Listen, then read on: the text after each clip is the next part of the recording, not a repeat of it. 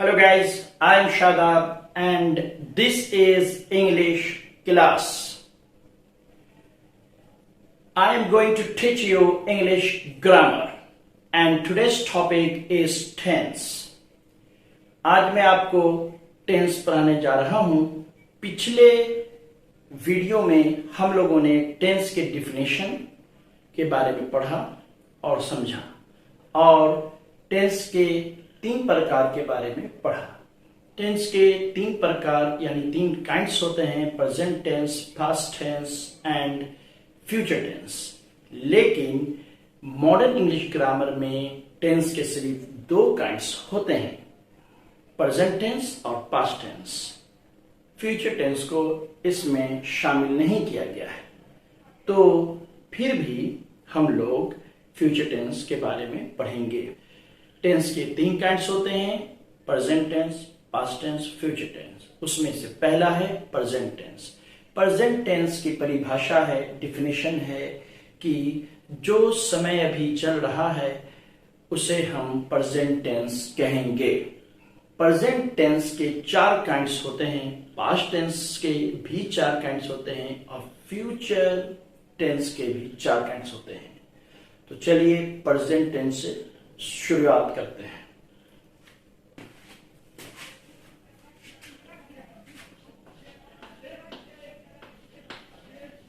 Present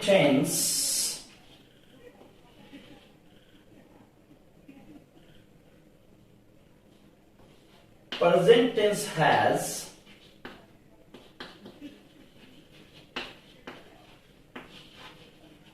4 kinds. First, present indefinite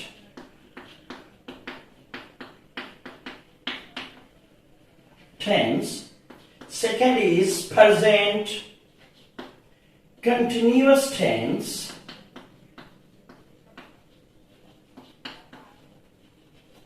Third is present perfect tense.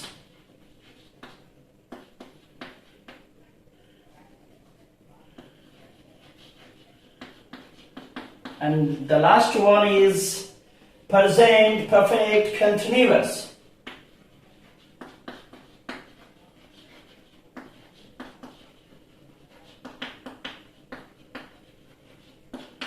Okay, present continuous का 2 और नाम है, present progressive tense और present imperfect tense. और present indefinite का एक और नाम है सिंपल प्रेजेंट टेंस। तो आज हम लोग पढ़ेंगे प्रेजेंट इंडेफिनिट के बारे में। Okay, note down. What is the identification of present indefinite tense? The verb which has verb 1 and verb 5. It will be subject plus verb 1 or verb 5 plus other word that will be present indefinite tense. And now we are going to learn in Hindi that what is the identification of present indefinite tense और present indefinite tense का पहचान क्या होगा। Let's learn. पहचान, वाक्य के क्रिया यानी वर्ब के आखिर में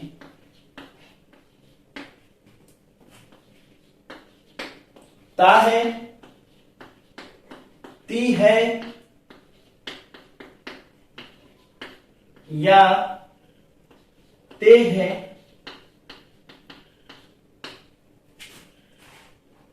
पाया जाए, पाया जाता है।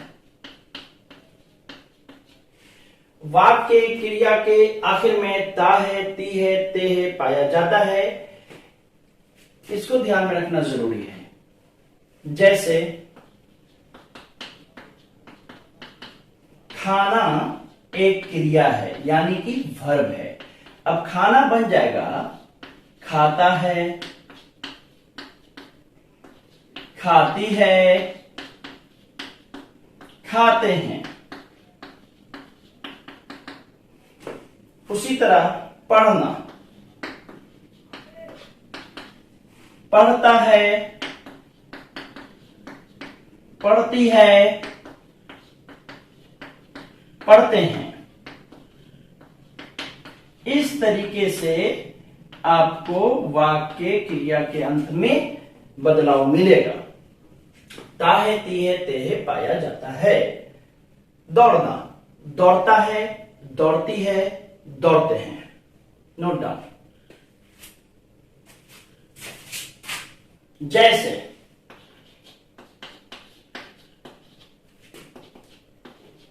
वह हंसता है,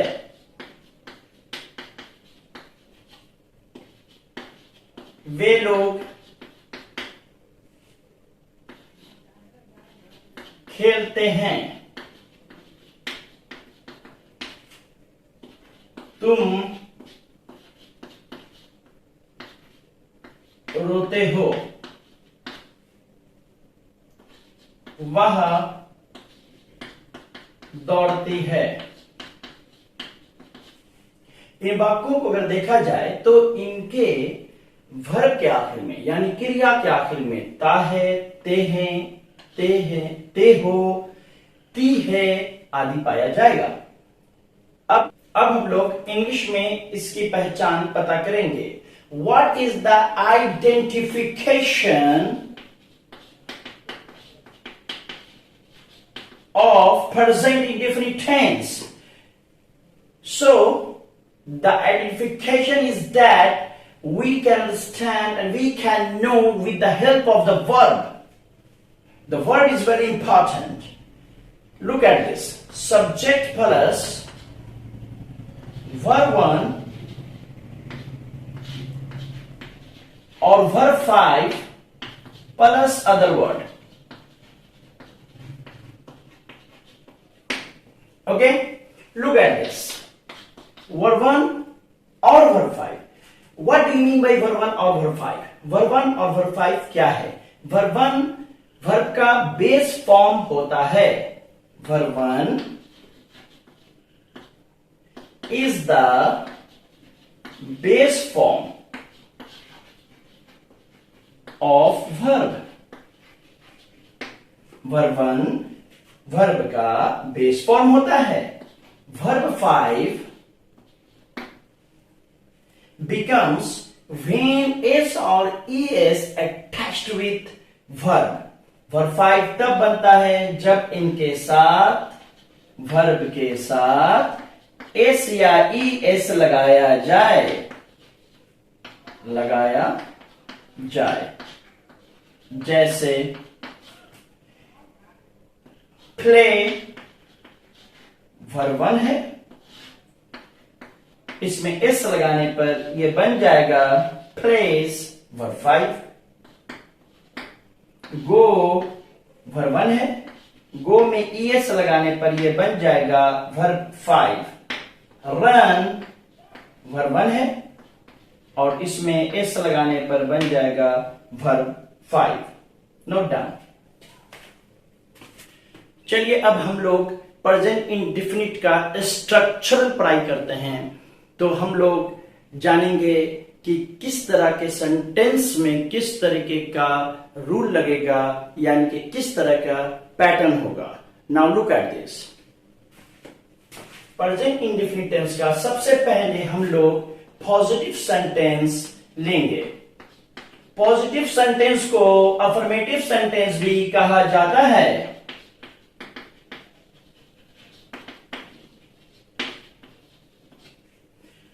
तो इसका रूल होगा यानी कि पैटर्न होगा सब्जेक्ट प्लस वर्ब 1 या वर्ब 5 प्लस अदर वर्ड को शॉर्ट में OW लिख लिया जाए। पॉजिटिव सेंटेंस, अफर्मेटिव सेंटेंस उन वाक्य को कहते हैं, उन सेंटेंस को कहते हैं जिसमें हां आए। जैसे पहले तो इसका हिंदी समझ लें कि इसे कहते हैं स्वीकारात्मक वाक्य। यानी कि इसमें स्वीकार कर लिया जाता है, हाँ बोल दिया जाता है। जैसे कि वह दौड़ता है, तुम लोग पढ़ते हो, हम लोग खेलते हैं। इस तरीके के सेंटेंस को पॉजिटिव सेंटेंस या अफर्मेटिव सेंटेंस कहेंगे। तो सब्जेक्ट प्लस वर्ब 1 या वर्ब 5 प्लस अदर वर्ड, इसका पैटर्न हुआ। कुछ एग्जांपल देते हैं। वह दौड़ता है, ये है पॉजिटिव सेंटेंस। तुम हंसते हो, ये है पॉजिटिव सेंटेंस। तो इसमें एक और बात हम लोग समझ लें कि किस सब्जेक्ट के साथ वर्ब 1 लगेगा और किस सब्जेक्ट के साथ वर्ब 5 लगेगा। तो उसका रूल ये है कि I, we, you, they're and plural के साथ वर्ब 1 लगेगा। ही, शी, इट, सिंगुलर के साथ वर्ब 5 लगेगा। यानी कि यह है base form of the verb और यह है वर्ब में एस या ईएस का फॉर्म। वह दौड़ता है तो ही के साथ वर्ब 5 लगेगा, इसलिए बनेगा ही रन्स, रन्स। तुम हंसते हो यानी यू के साथ वर्ब 1 लगेगा, इसीलिए बनेगा यू लाफ। Note down. चलिए अब हम लोग पढ़ते हैं नेगेटिव सेंटेंस। नेगेटिव सेंटेंस में नहीं आएगा, इसका पैटर्न होगा सब्जेक्ट प्लस डू नॉट या does not plus verb 1। Okay, and this is very important to know about that. Do not and does not, when it comes, it became only verb 1. It can't be take verb 5. Okay, and now understand it कि जब भी do या does आ जाए या do not या does not आ जाए तो verb 1 अपने फॉर्म में आ जाएगा, यानी कि verb 5 इसमें लगेगा ही नहीं, इसमें सिर्फ verb 1 लगेगा। तो इसका रूल ये होगा, इसका रूल को इस तरीके से हम लोग लिखेंगे कि I, we, you, there plural के साथ डू, जैसे कि इसमें डू लिख दिया है हमने, ताकि ये रूल इंट्रोगेटिव और WH क्वेश्चन सेंटेंस में भी काम आ जाए। ओके, तो जब नहीं रहेगा तो इसमें नॉट बढ़ जाएगा। आई, वी, यू, दे प्लूरल के साथ do, he, she, it singular के साथ डज। नहीं रहेगा तो हम लोग डू नॉट और डज नॉट का इस्तेमाल करेंगे। तो एक एग्जांपल ले लेते हैं, दो एग्जांपल ले लेते हैं। वह नहीं पढ़ता है,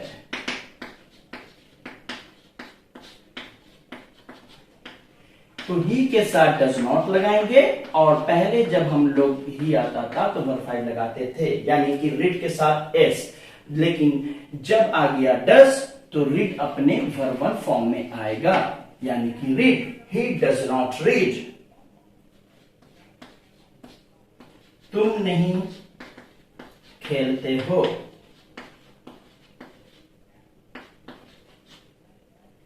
you do not play.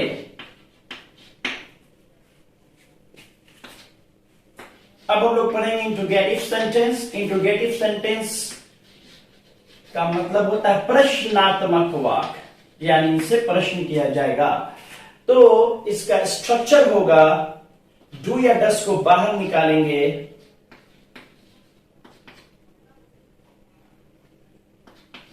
Plus subject plus verb 1. I've already told you about that. If there is a do or does, then you have to use verb 1. And now put this question mark. Do या does को बाहर निकालेंगे, subject लिखेंगे, फिर verb 1 लगाएंगे, और ये mark of interrogation या क्वेश्चन मार्क कहलाता है। अब डू डस का इस्तेमाल जो हम लोग ऐसे करेंगे, क्या हम लोग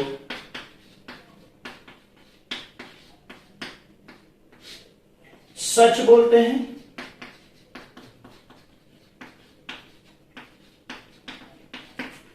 do we speak the truth,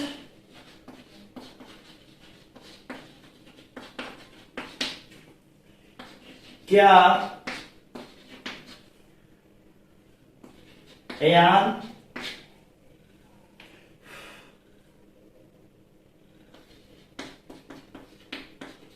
Ayan दौड़ता है,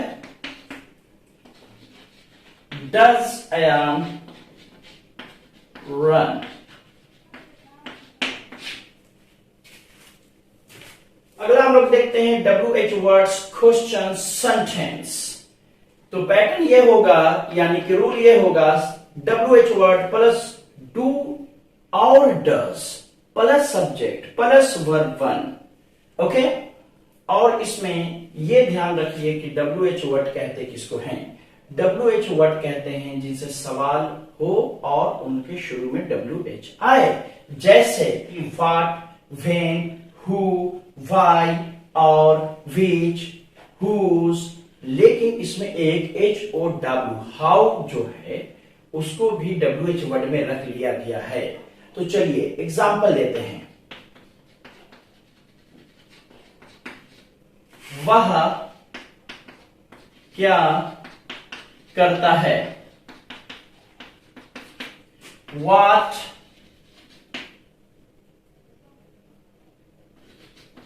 does he do?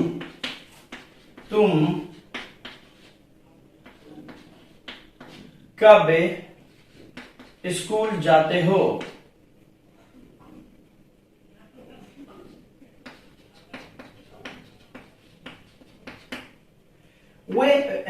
तुम कब स्कूल जाते हो, When do you go to school?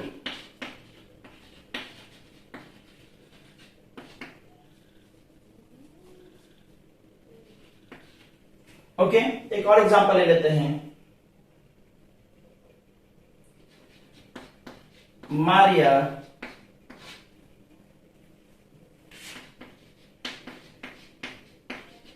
किसे गाली देती है,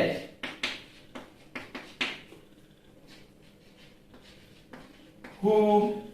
देखिए यहां पर जो लगेगा डू या डज, तो ये डिपेंड करता है सब्जेक्ट पर। अगर यहां पर ही सब्जेक्ट है तो ही के लिए लगा है डज, यू सब्जेक्ट है तो यू के लिए लगा है डू। मारिया के लिए यहां पर मारिया है सब्जेक्ट, तो मारिया के लिए यहां पर क्या लगेगा, डज लगेगा। Who does Maria abuse. Note कर लें। आज के लिए इतना ही। अगले वीडियो में हम लोग जानेंगे प्रेजेंट इंडेफिनिट का एडवांस यूज। प्रेजेंट इंडेफिनिट हमें अच्छी तरह पढ़ना है क्योंकि इसका इस्तेमाल इंग्लिश ग्रामर में, इंग्लिश स्पोकन में और डेली लाइफ में बहुत जगह पर होता है। It is very important to understand and learn present indefinite. Okay, thank you.